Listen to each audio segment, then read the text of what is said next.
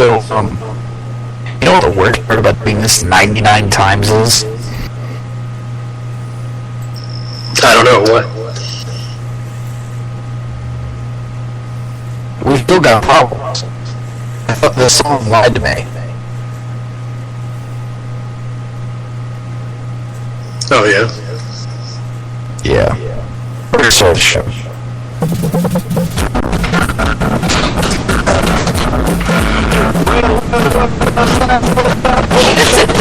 It's really fun to take the shit out of it.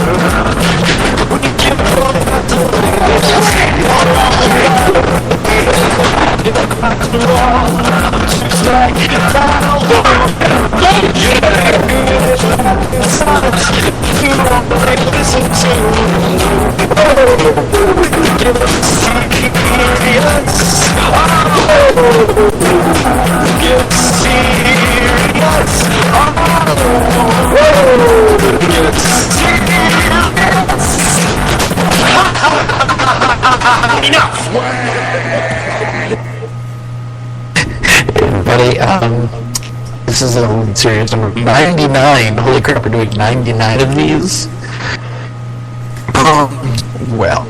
So 99 of these, and mine's Connor.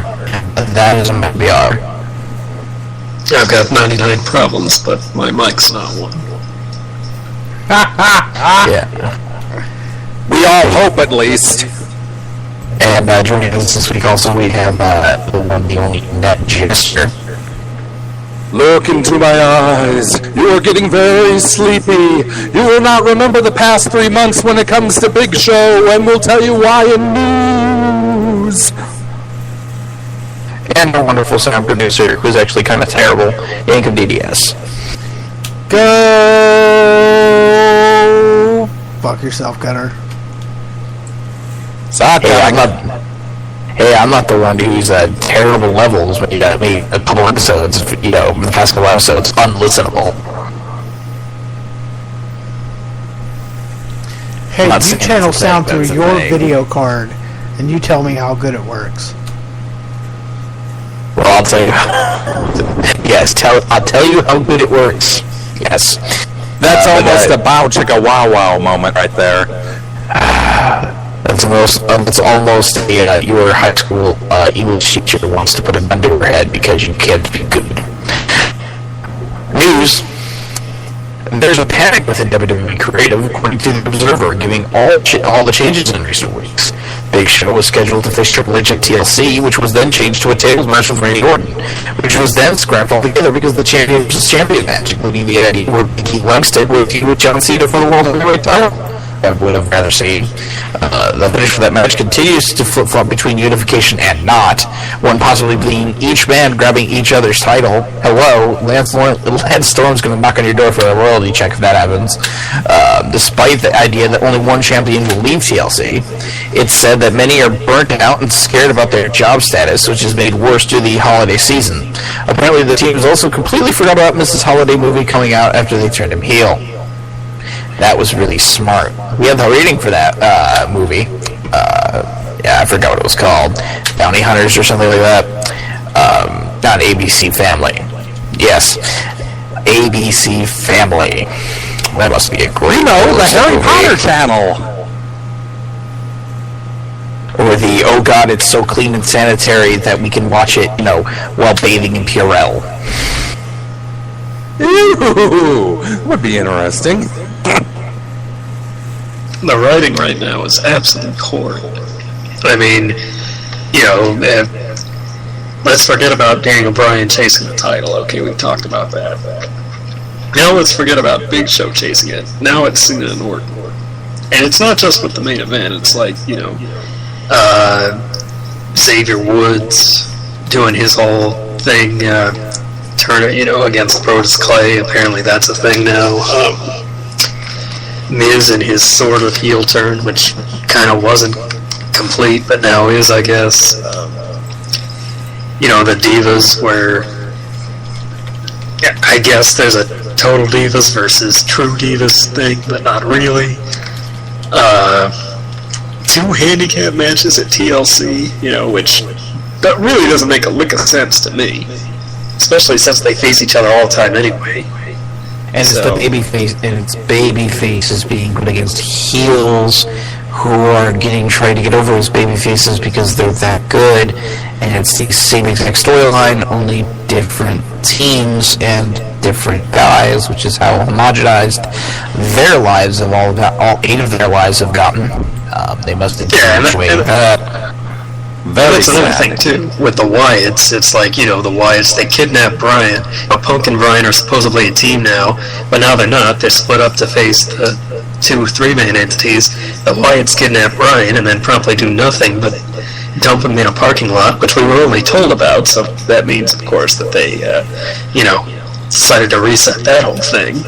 Plus the Shield maybe being on the Authority, maybe doing what the Authority said, but maybe not. Well, of course they did. And this whole Tile unification thing, which really isn't a unification, but maybe it is.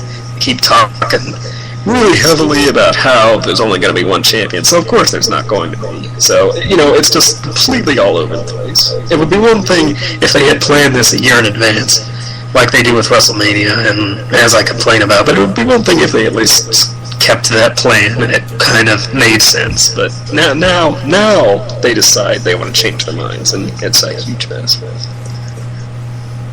It's absolutely ridiculous that we're sitting here at this time of year so completely disorganized.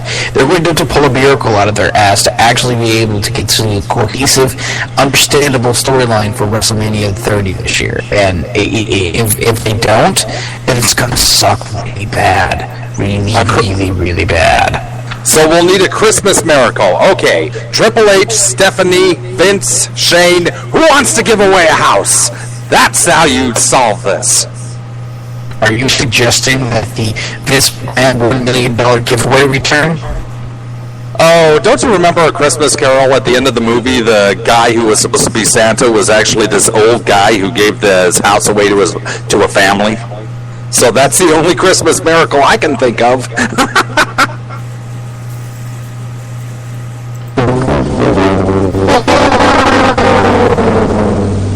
Well, I'd like to see the writers do any better.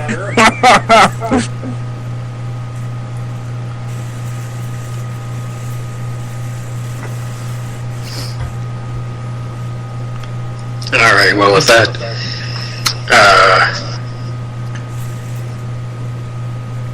speaking of horrible writing instances, it seems that now that Rey Mysterio is back on the road, although he wasn't used at Raw, officials are once again interested in potentially having him face Sin Cara at WrestleMania with the bonus of breaking the world record, or most people wearing a mask in one area. Though Sin Cara hasn't been prominent on TV in a while, his merchandise continues to sell pretty well, with many kids buying masks and shirts on the European tour. However, it would seem that Ugo is the one to play Sin Cara going forward, as you might have noticed that huge shoulder tattoo that he was sporting last night, plus the fact that the real Sin Cara actually checked on Foursquare at a Mexican gym during the show, or sometime around it. Some are under the impression that Sin Cara, the real Sin Cara, is actually done with WWE, and he's just waiting for his contract to expire before they release him entirely. Hunico is 3 times the Sin Cara that Sin Cara is, the actual Sin Cara, and he's not a bad wrestler, sort of. But I knew it wasn't Sin Cara because he did that move off the top and nobody died. So I immediately knew that with no one dead, maimed, or seriously injured in the ring, that could not be the real Sin Cara. It has to be somebody different. It's funny because he actually did still have a few misses. So he's keeping the botch, how do we put this? The botch sort of, the people who are knowing and expecting botches from Sin Cara, he's keeping that tradition alive, yes. He may or may not be keeping that tradition alive. It's just interesting to me that they finally actually got rid of Mystico, and they're letting him, go. That's the sort of thing they've probably done. Sin Cara character, however, is perfectly acceptable for me under the Unico mask because, Unico as a Cholo, that was getting far. It's just kind of a shame because, he is such a huge star in Mexico and everything, and then he came over, and it just doesn't seem like it was that great of a fit. I'm sure there was a lot of pressure on him because he was sort of the first big star that Triple H signed, and there was obviously a lot of pressure for him to perform, and it seems like he kept disappointing them, and he didn't really take to a non-lucha style really, really well at first, and at all, really.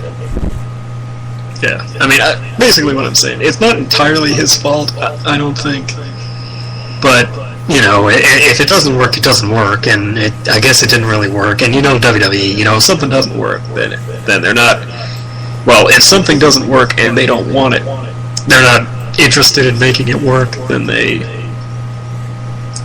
basically either WWE twiddles their thumbs and ignores something that doesn't work because they want it to work, or they kind of just put more and more pressure on it until, they don't seem to have that real kind of sweet spot in terms of changing things up, So we can call this the Orton Cena Sin Cara sort of dynamic. Either way, yeah. Speaking of things that are entirely confusing, the new pay-per-views are out, and WWE Battleground did somewhere in the 125 to 130,000 buy range, while Hell in a Cell did about 205,000 buys, which is odd because Battleground came first and Hell in a Cell came second, which says to me, hey WWE, get rid of 2 pay-per-views in October, you idiots. Davey Richards also announced on Facebook that he parted ways with ROH for good, and I'll be a final battle. I read an article that says that there are sources in ROH that currently believe that Davey Richards is a pathological liar, and he apparently makes some back, and they're happy to see him go. He was well liked by the crew, relatively speaking, but he was a dual liar, basically. He clarified that it was their decision and not his or another company's. Eddie Edwards is still scheduled for the event. The word is that Layla will be taken off the road for an undisclosed medical issue, but WWE are aware of it and approved her getting time off.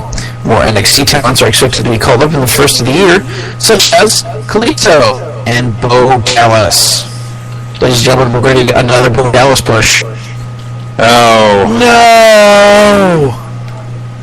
And yet nothing about the Ascension. Nothing at all. Just Bo freaking Dallas. Unbelievable. You just wait for the Ascension, bro. Death Tag Team division is super hot right now and super congested. So you just let it guy out a little bit, and the Ascensions are going to be the first one up. And I think we'll see more, all these reports about new tag teams and tag team clinics and things. I think they'll need their, excuse me, they'll need to be a little more patient, but I think they'll make it. Bo Dallas, for whatever, he's kind of that Cena type, for whatever reason they think he's over, or maybe the Orton type, I don't know.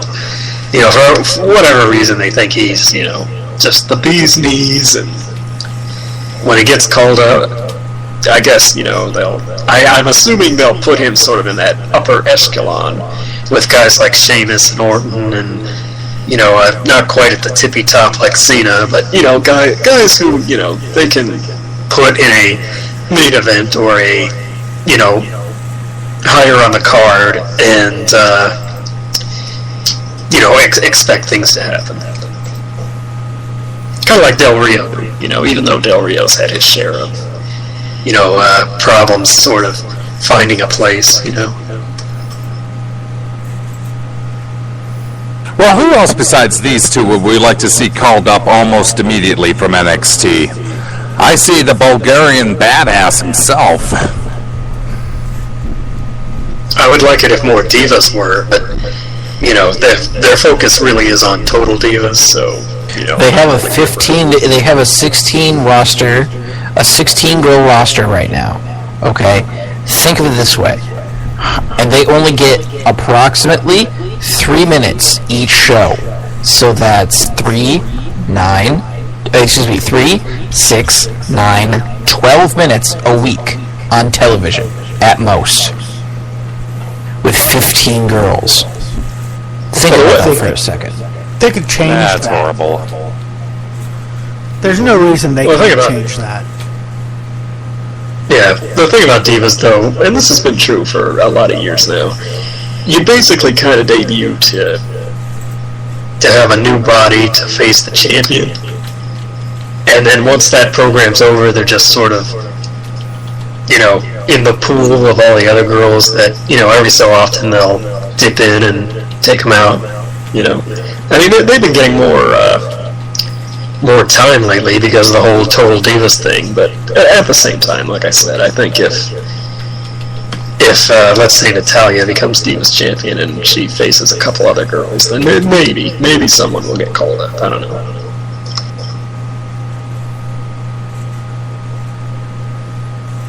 I'm just not happy with. It's okay. So obviously, with Layla being out, and it just the minimal amount of time the girls get, I don't see them calling anybody up. But how about those numbers for pay-per-view? 125 to 130,000. That's. I'm not saying that's terrible, but that's terrible.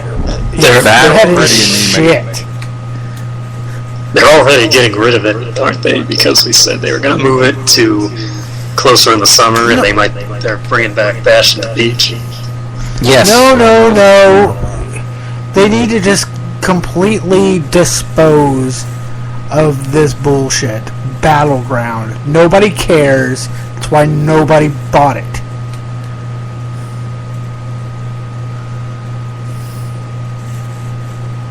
Alright, so,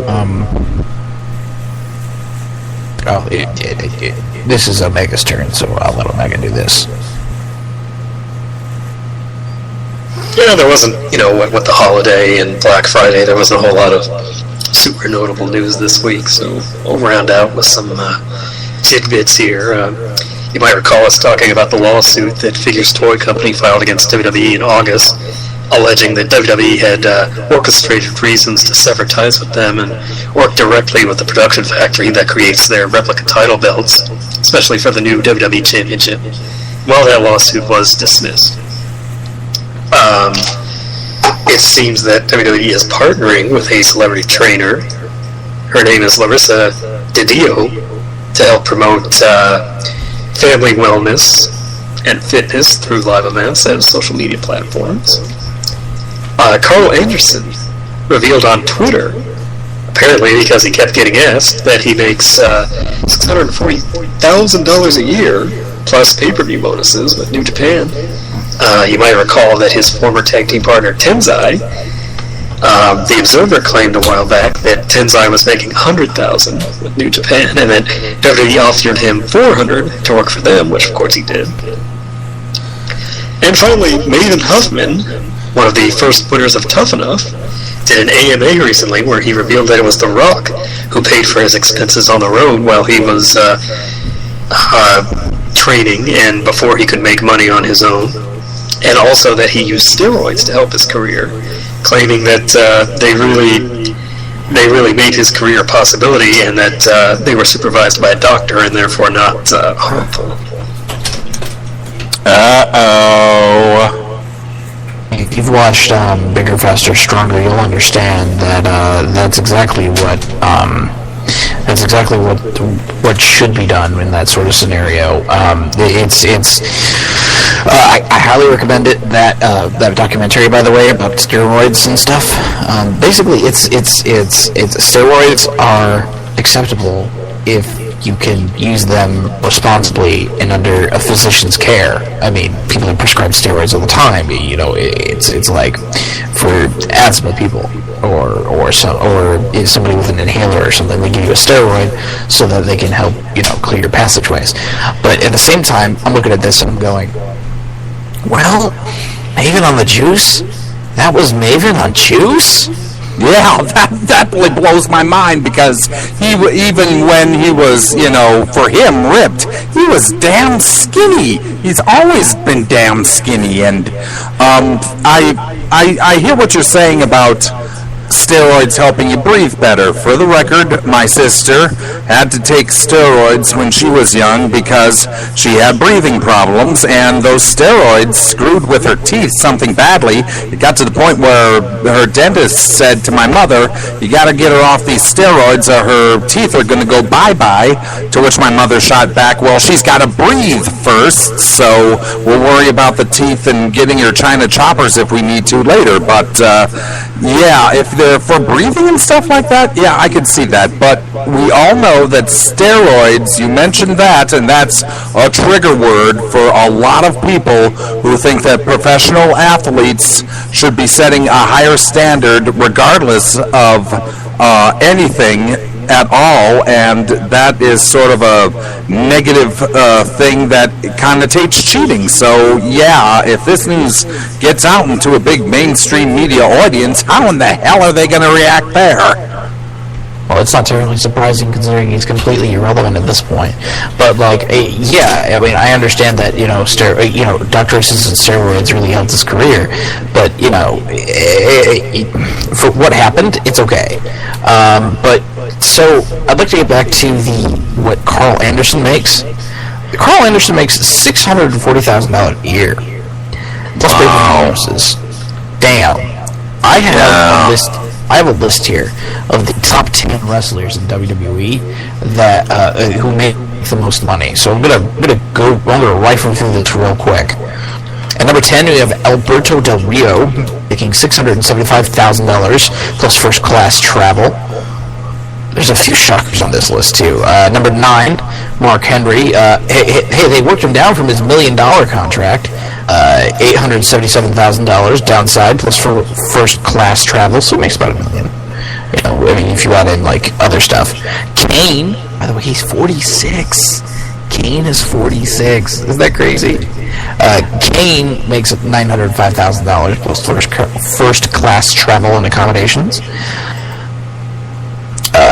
At number 7, we have the Great Khali. Yeah, $974,000 wasted. And then we have Rey Mysterio, $985,000 plus first class travel and 4% bonus on merchandise sales, since he's one of the top merchandise guys.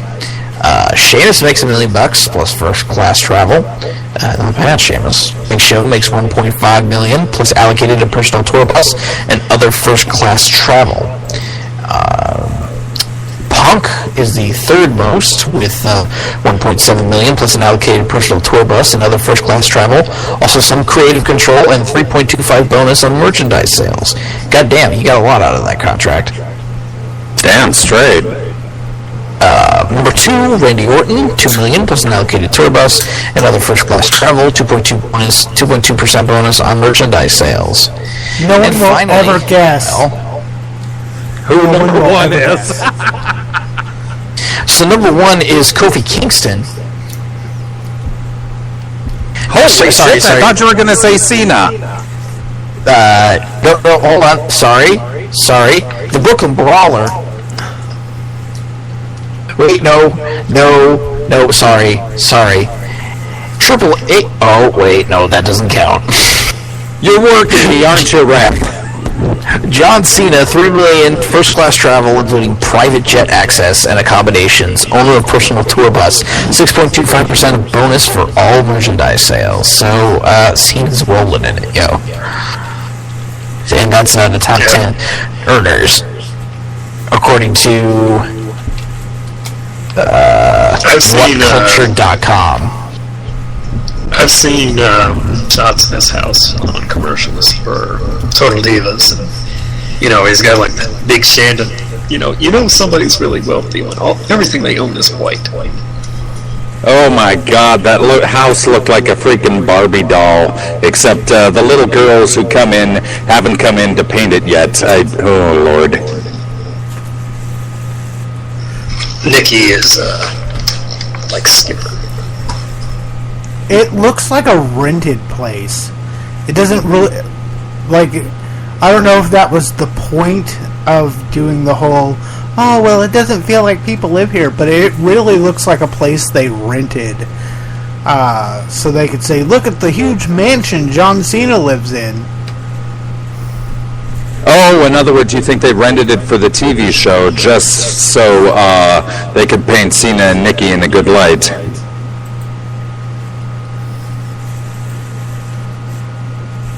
It wouldn't surprise me if that really was his house, but he's on the road, how many days a year.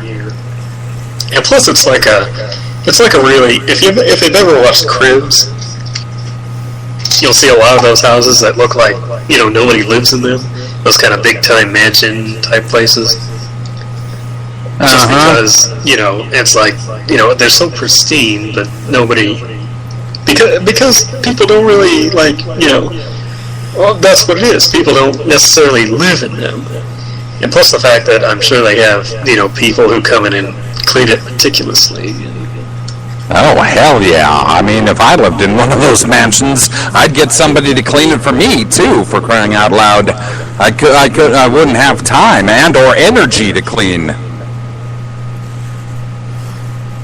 I mean, when you look at the big kitchen with the chandeliers and all the white marble, this and that, we're not necessarily seeing like Cena's man cave where, he might have all his family junk and Exactly. Pictures on the wall. Man cave. Family junk. or office, or Well, pictures of his family, that sort of stuff. At least when we got the WWE Cribs on MTV, and China showed us around her house, she had lots of family stuff too that she wasn't afraid to show off. So, yeah, that Vincent guy, he looks like a shrinky dink that didn't shrink. Okay, is that a cue to move on? No, I think he was commenting on Total Divas, which is apparently his favorite show ever. Is that not right? No, I was just flipping through and I saw a clip of, oh good, now the Bella twins are doing yoga. That's my cue to turn it over. Okay, so let's turn it over. We're going to get into 15-minute time limit. This week we're giving our predictions for, we're going to give our predictions for whatchamacallit, the pay-per-view that is on Sunday. It is TLC. We have It is 5 matches announced. It's next Sunday. Yes, Why are we doing this coming predictions? Sunday, but December 15th. Why are we doing predictions this week then? We should be doing Slammy predictions. What the hell? Well, I thought because we have business next week. Oh yeah, that's right. There's something important going on next week. I should probably plug it right now. This is getting into our time, obviously, but episode 100, kind of important. We're gonna do some fun stuff. So We're giving away a T-shirt. Please, tell your friends, tell your neighbors. Let's just not show up and do the same thing over again. We want people. And besides, DLC really looks like a piece of junk, and what are they really going to add to it to make it any better between now and then? Well, here's my Slammy prediction. Dolph Ziggler wins every single Slammy. That'd be interesting. Except for, wins every Slammy. except for the most missed WWE superstar, and that one goes to Owen. And now you're sad. Well, Ziggler taking Diva of the Year might be a bit of a stretch, but That's what she said. that's what AJ said. But Alright, well, Slammy's my prediction is basically just, I think WWE is going to make a nice $10,000 profit on selling replica Slammies, and that's it. Yeah, that show's just going to be ridiculous. It's going to be fun, but it's going to be ridiculous. So let's get into these predictions here about stuff that's going to happen, or I think it's going to happen. So we have the first match here: AJ Lee with the Divas Championship versus Natalya Neidhart. I have Natty winning, going over, brother. I hope so. Sure. I hope so. I really do. But we can't forget Tamina, and we can't forget the fact that she's interfered in practically all of AJ's matches. So, yeah, and that's going to be a little bit of a hill to climb.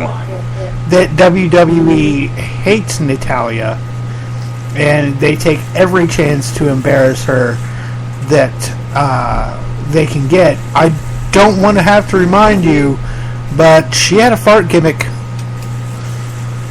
Yes, please.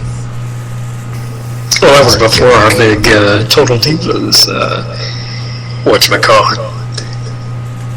Which some would call a fart gimmick in and of itself. Holy shit, Netchester just got a good joke in. Aside from that, I think AJ's going to retain, and then what's the next pay-per-view? Is it the Rumble? Well, it's the Rumble. Alright, then one of the Bellas is going to take it at the Rumble. Well, I think they might be teasing a little dissension between the Bella twins, perhaps. Yeah, that's where I was going with that. Yeah, they could easily do that with Talia's champ. I don't know.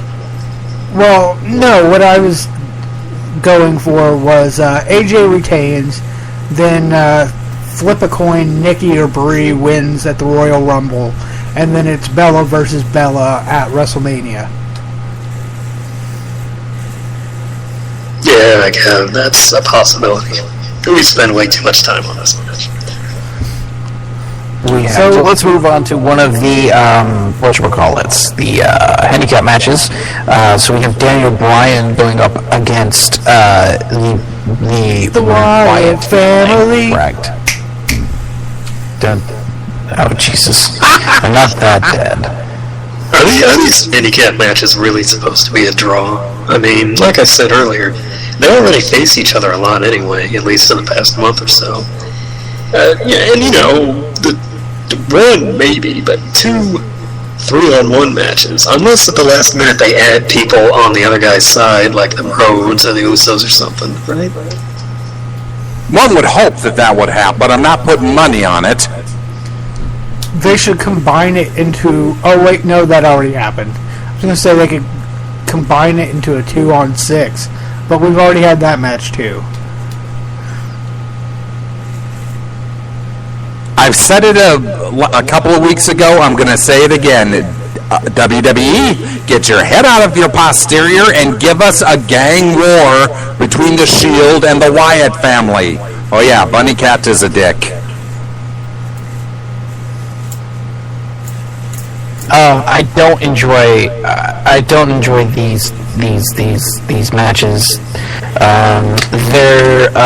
They're really just, how can I put this nicely? Do you guys remember when they had the unified tag team champions years and years ago with Show Miz and all of that?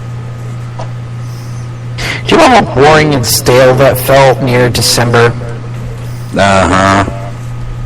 It feels exactly the same right about now. So, I mean, I've got the Wyatts to win, because obviously they're supposed to win.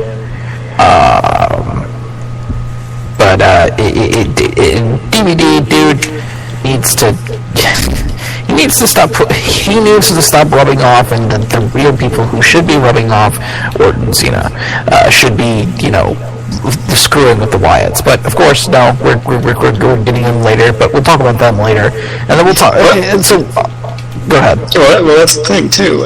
Who is this supposed to be helping? Is it supposed to be helping Bryan, who, they already dumped out of the main event scene? Is it supposed to be helping the Wyatts, who, is it really getting them over at all? Not at the moment, especially in a 3-on-1 handicap match. I think this is really a case of them having no idea what to do with all of these people, and they just figured, hey, these are spot fillers, basically. 2 handicap matches, you fill the spots, and, maybe just because it's something that we don't usually do, it'll be something to kind of entice, Yawn. It's just... I don't understand why Daniel Bryan isn't facing Dean Ambrose, and I don't understand why CM Punk isn't facing, Bray Wyatt and vice versa. Bryan and I'm getting it all mixed up. Ambrose, yeah. Yeah. And that's because it's so homogenized, all mashed together, that you really couldn't care. And that's horrible when you're talking about Punk and Bryan. Well, I think to sum up our prediction for these 2 handicap matches is, who gives a shit? They're going to be good matches, performance-wise, but well, I don't even know otherwise they're going to be totally inconsequential. I don't even know if they will be good. I mean, you have one guy, granted a main eventer, up against 3 other guys, and, both... And like I said, the fact that you have 2 of them, you have to do them both differently. You would think at least one of the guys would be able to win, which kind of defeats the purpose of, if one guy, granted even a main eventer, can get over these 3 guys, then it kind of makes the 3 guys look bad, and then otherwise you have the 3 guys just beating up the other guy, and that's not an interesting match. So, now granted they have talent that is trustable to pull out a good match, but again, the situation doesn't really lend itself to it, and then you do it again in the same night, it's just kind of a bad situation.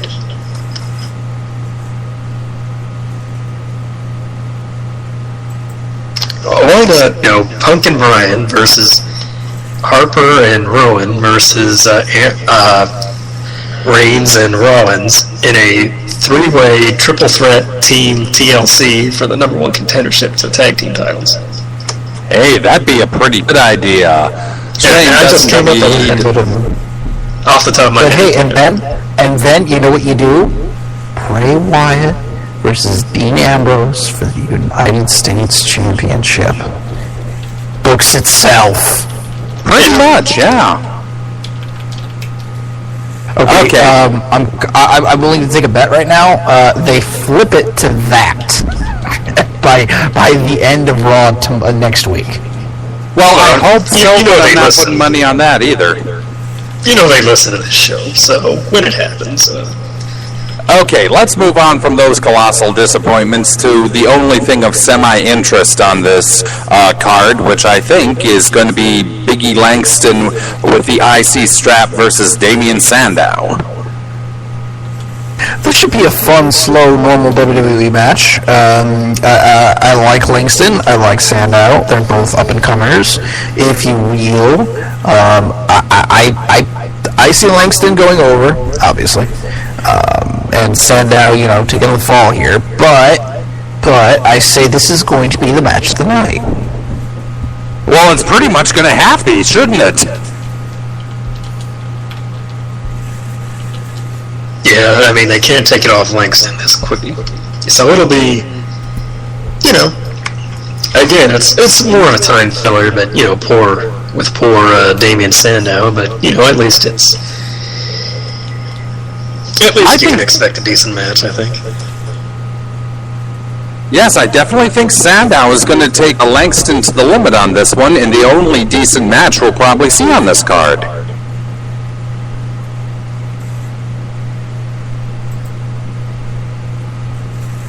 Alright, so while we still have the time, the match that, the match that they think is going to sell this thing by itself. Cena versus Orton, unification, question mark? Question mark, like the Riddler. We're being riddled, bull. Because really, again, they put such a focus on the fact that we guarantee there's going to be one champion, just like we guarantee there will be no interruptions in the Big Show Randy Orton match. So, you know, the obvious screwy finish is to have either man take down either belt and then just flip titles. That's pretty much what we've been suggesting this entire time. If you don't And not see because we like coming, that. no, not because we like that, but because that's really the only WWE logic that can be applied to this particular scenario.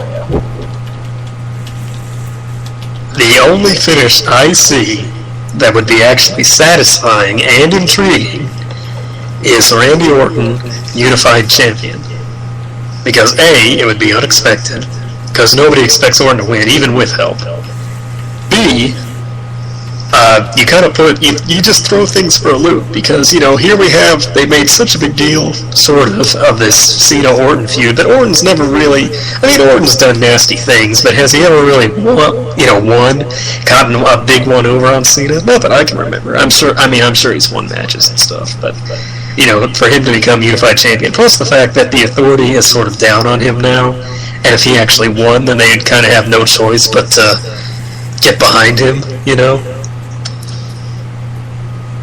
It would definitely be Chris Jericho winning at Invasion 2001 to win the unified WWE Championship.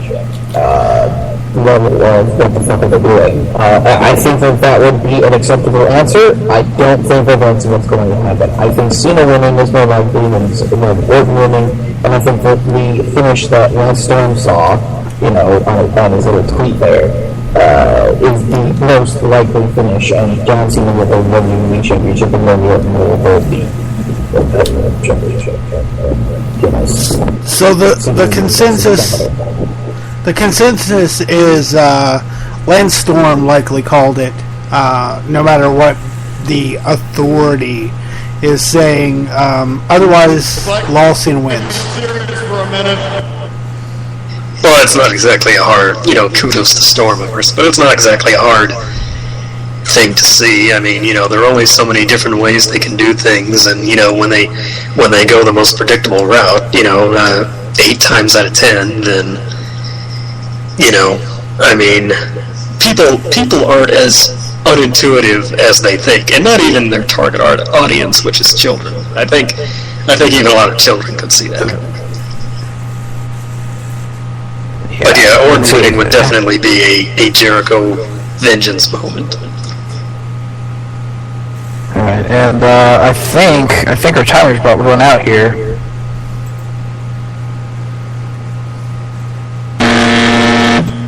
Yep, there it is. Okay, so what song are we going out on?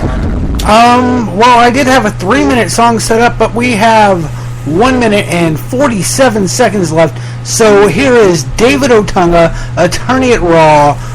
This one runs 127. We are at 139 and counting down. We will see you on the other side of the break, ladies and gentlemen. Put on some pants and a purple shirt, fighting injustice, making it hurt. No respect for those with no respect for the law. David Otunga, attorney at Raw. You got a bow tie. You got a bow tie. You got a bow tie. Objection! Trim your goatee and cut your hair. Hey, injustice, you better beware. Write a bad injunction that'll leave on it all. David Otunga, attorney at Raw. You got a bow tie. Bow tie. You got a bow tie. Objection.